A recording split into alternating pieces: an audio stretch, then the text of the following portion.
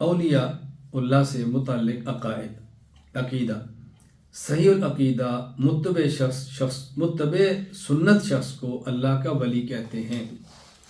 اللہ کا ولی وہ ہوتا ہے جو مومن ہو اور متبع سنت ہو، سنت کی اتباع کرے۔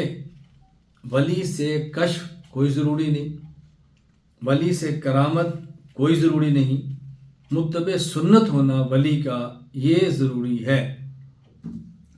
عقیدہ اولیاء اللہ کی کرامات برحق ہیں۔ کرامت کا مطلب فعل اللہ کا ہے، ولی کے ہاتھ پہ ظاہر ہو رہا ہے، ولی کے اختیار میں نہیں ہے۔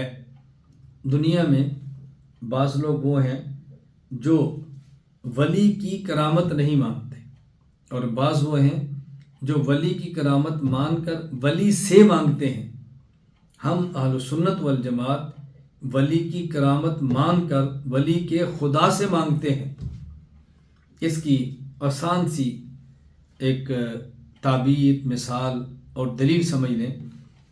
حضرت مریم علیہ السلام کو اللہ نے ان کی ولایت پر، ان کے تقوی پر، ولیہ تھی وہ، نبی نہیں تھی، بغیر موسم کے پھل دیے، بغیر موسم کے پھل اور میوہ دیکھا۔ حضرت زکریا علیہ السلام بوڑھے ہیں، اولاد نہیں ہے، اولاد والے پھل کا موسم نہیں ہے۔ حضرت مریم کے پاس پھل کو دیکھا تو زکریا علیہ السلام نے اللہ سے دعا مانگی، یا اللہ آپ نے مریم کو بغیر موسم کے پھل دیا ہے، موسم اولاد کا میرا بھی نہیں، بوڑھا ہوں، بغیر موسم کے مجھے بھی دے۔ عیسائیوں نے حضرت مریم کو دیکھا، بغیر موسم کے پھل ان کے پاس ہیں، وہ کھا رہی ہیں، تو عیسائیوں نے حضرت مریم سے مانگنا شروع کر دیا، بغیر موسم کے خود کھاتی ہو، ہمیں بھی دے دو۔ تو زکریا علیہ السلام نے مریم کی کرامت کو دیکھا تو مریم کے خدا سے مانگا۔ عیسائیوں نے مریم کی کرامت کو دیکھا تو مریم سے مانگا۔ ولی کی کرامت کو دیکھ کر ولی سے مانگنا یہ عیسائیت ہے، اور ولی کی کرامت کو دیکھ کر ولی کے خدا سے مانگنا یہ اسلام ہے۔ ولی کی کرامت نہ ماننا یہ بھی بے دینی ہے، اور ولی کی کرامت مان کر ولی سے مانگنا یہ بھی بے دینی ہے۔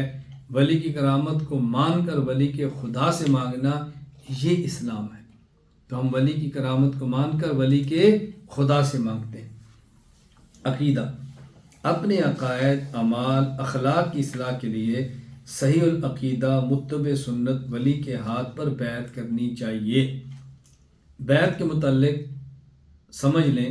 نمبر 1، بیعت کا مطلب ہے اپنا ہاتھ کسی کے ہاتھ میں دے کر شریعت کی رہنمائی حاصل کرنے کے لیے اس کو اپنا بڑا مان لینا۔ بیعت کا مقصد اپنی اصلاح کرنا اور دوسروں کی اصلاح کی فکر اور کوشش کرنا۔ بیعت کس شخص سے کرنی ہے؟ نمبر 1، وہ متبع سنت ہو۔ نمبر 2، اپنے شیخ کا صحبت یافتہ ہو۔ نمبر 3، اپنے شیخ کا خلافت یافتہ ہو، شیخ کی صحبت میں بھی رہا ہو اور شیخ نے اس کو بیعت کرنے کی اجازت بھی دی۔ نمبر 4، اس سے آپ کا مزاج ملتا ہو۔ نمبر 5، اس سے آپ کا رابطہ ہوتا ہو۔ اور بیعت کا فائدہ کب ہوگا؟ جب مرید اپنے حالات کی اپنے شیخ کو اطلاع دے گا اور شیخ سے ملنے والی ہدایات کی اتباع کرے گا۔ اپنے حالات کی اطلاع اور شیخ کی ہدایات کی اتباع، اس سے بیعت کا فائدہ ہوتا ہے، لہذا بیعت کرنی چاہیے۔